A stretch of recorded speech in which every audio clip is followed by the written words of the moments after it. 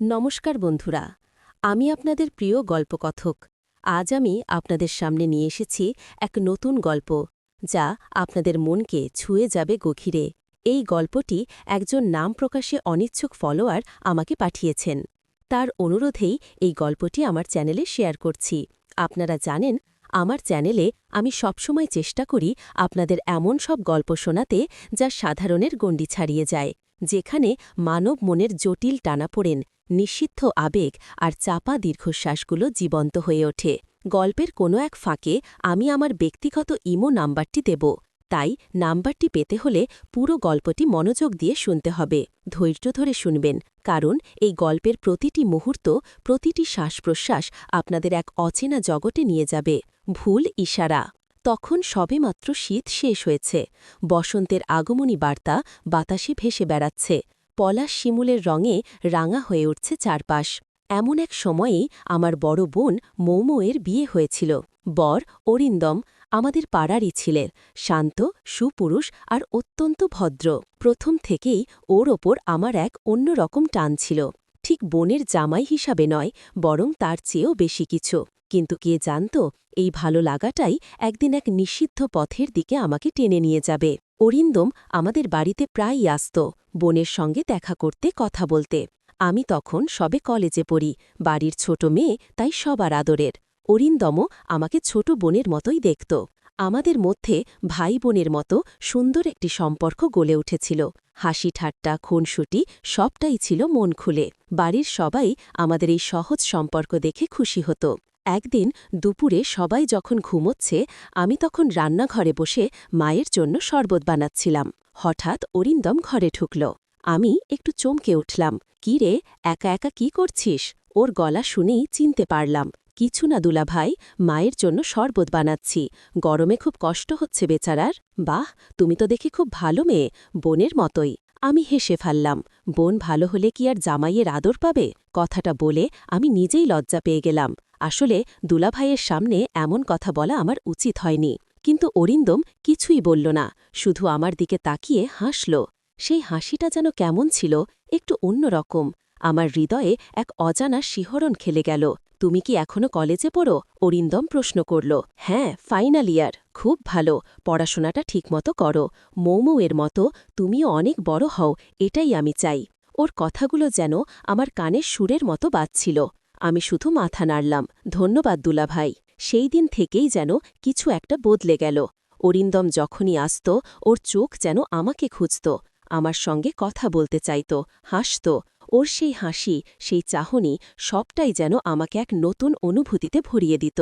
আমি বুঝতে পারতাম আমারও ওর প্রতি এক অন্যরকম টান অনুভব হচ্ছে, কিন্তু ভয়ও লাগত। এ যে অন্যায়, এ যে সমাজের চোখে পাপ।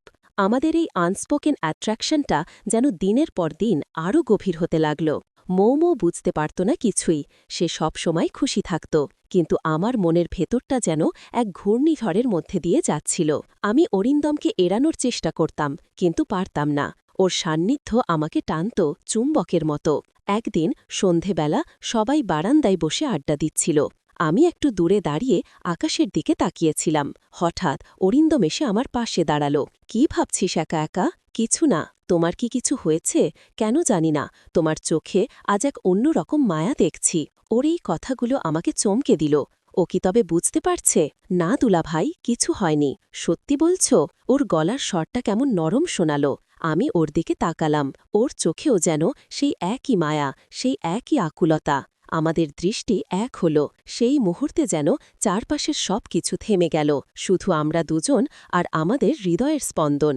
হঠাৎ অরিন্দম আমার হাতটা ধরল। ওর হাতের স্পর্শে আমার সারা শরীরে বিদ্যুৎ খেলে গেল। আমি কিছু বলতে পারলাম না, কিন্তু আমার হৃদয়ের প্রতিটি কোণ যেন ওর স্পর্শে সাড়া দিচ্ছিল। আমি জানি এটা ঠিক নয়, অরিন্দম ফিসফিস করে বলল, কিন্তু আমি নিজেকে আর আটকাতে পারছি না। আমার চোখ দিয়ে জল গড়িয়ে পড়ল। ভয়, আনন্দ, পাপবোধ সব মিলেমিশে একাকার হয়ে যাচ্ছিল। আমিও আমার গলা দিয়ে শুধু এইটুকু শব্দই বেরোল। এরপর যা হলো তা ছিল এক নিষিদ্ধ অভিসার। অরিন্দমের চোখে আমি সেই প্রথম এক তীব্র গভীর আকর্ষণ দেখেছিলাম, যা আমাকে এক অচেনা জগতে নিয়ে গিয়েছিল। ওর প্রতিটি স্পর্শ, প্রতিটি চুম্বন ছিল যেন এক নতুন আবিষ্কার। আমি যেন অরিন্দমের মধ্যে আমার হারিয়ে যাওয়া সত্তাটাকে খুঁজে পেয়েছিলাম। কিন্তু এই আনন্দ ক্ষণস্থায়ী ছিল, কারণ আমি জানতাম এই সম্পর্ক কোনোদিনই সমাজের চোখে বৈধতা পাবে না। এই টান, এই আকর্ষণ, এই প্রেম সবটাই লুকিয়ে রাখতে হবে, এক গভীর অন্ধকার খাঁচায় বন্দি করে রাখতে হবে। প্রতিবার যখন অরিন্দম আসত, আমাদের মধ্যে এক নীরব বোঝাপড়া চলত, চোখের ভাষায়, ইশারায়। কখনো সে আমার দিকে তাকিয়ে হাসত, আর সেই হাসিতে থাকত এক গভীর আরতি। আমি উত্তর দিতাম আমার চোখের ভাষায়। আমাদের এই গোপন খেলায় মিশে থাকত এক তীব্র রোমান্টিক উত্তেজনা। একদিন গভীর রাতে মৌ ঘুমিয়ে পড়েছিল। আমি নিচে নেমে এসেছিলাম জল খেতে। হঠাৎ দেখি অরিন্দম বারান্দায় একা দাঁড়িয়ে আছে। দুলাভাই, আপনি এখানে? হ্যাঁ, ঘুম আসছিল না। চলুন নিচে যাই। না, এখানেই ভালো লাগছে। আমার দিকে তাকিয়ে ও হাসল। সেই হাসিটা আজ যেন আরও গভীর, আরও অর্থপূর্ণ। আমি ওর পাশে গিয়ে দাঁড়ালাম। আপনার কিছু হয়েছে? তোমার সাথে কথা বলতে ইচ্ছা করছিল। আমারও। আমাদের কিছুক্ষণ কোনো কথা হলো না, শুধু চাঁদনি রাতের আলোয় একে অপরের মুখ দেখছিলাম। জানিস, কেন জানি না, তোকে দেখলে আমার মনে হয় তুই যেন আমারই কেউ, জন্মান্তরের কেউ। অরিন্দম হঠাৎ বলল। আমার হৃৎস্পন্দন দ্রুত হয়ে গেল।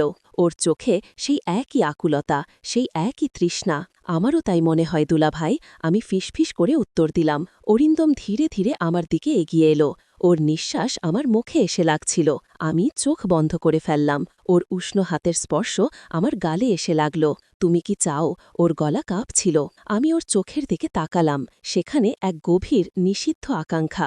আমি শুধু মাথা নাড়লাম। হ্যাঁ, আমি চাই। এই মুহূর্তে, এই গভীর রাতে, এই নিষিদ্ধ সম্পর্কে নিজেকে বিলিয়ে দিতে চাই। অরিন্দম আমাকে আলতো করে নিজের কাছে টেনে নিল। ওর বুকে আমার মাথা রাখলাম। ওর হৃৎস্পন্দন আমার হৃদয়ে প্রতিধ্বনিত হচ্ছিল। আমি তোমাকে বিশ্বাস করি, অরিন্দম বলল। তুমি আমার সব। আমি ওর বাহুতে আরও শক্ত করে জড়িয়ে ধরলাম। আমার মনে ভয় ছিল, কিন্তু তার চেয়েও বেশি ছিল এক তীব্র, অপ্রতিরোধ্য টান। এই টান আমায় নিয়ে যাচ্ছিল এক অজানা রোমাঞ্চকর ভবিষ্যতের দিকে। এই মুহূর্তটা যেন অনন্তকাল ধরে চলুক, আমি এটাই চাইছিলাম। কিন্তু কোথায় জানতাম, এই মোহময় মুহূর্তগুলোর আড়ালেই লুকিয়ে আছে এক গভীর ষড়যন্ত্র, এক অপ্রত্যাশিত বাঁক, যা আমাদের জীবনকে চিরতরে বদলে দেবে। এমন সময় হঠাৎ দরজার ওপাশে হালকা শব্দ হল। আমরা দুজনেই চমকে উঠলাম। কি আসতে পারে এই গভীর রাতে? আমাদের দুজনের মনেই অজানা আশঙ্কা দানা বাঁধতে শুরু করল। অরিন্দম দ্রুত আমার হাত ছেড়ে দিল।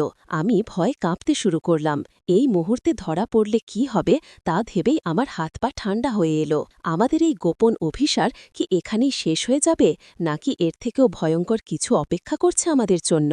আপনারা কি জানতে চান এরপর কি হয়েছিল? অরিন্দম আর আমি কি ধরা পড়েছিলাম? আমাদের এই নিষিদ্ধ প্রেমের পরিণতি কি হয়েছিল? জানতে হলে অবশ্যই কমেন্ট করে জানান। আর এই ধরনের আরও রোমাঞ্চকর, গভীর আবেগী গল্প শুনতে আমার চ্যানেল সাবস্ক্রাইব করতে ভুলবেন না। পরের পর্বে বিস্তারিত বলবো। ইমো নাম্বারটি এখানে দেওয়া হবে, তবে তা নির্ভর করবে শ্রোতাদের আগ্রহ ও কমেন্টের ওপর।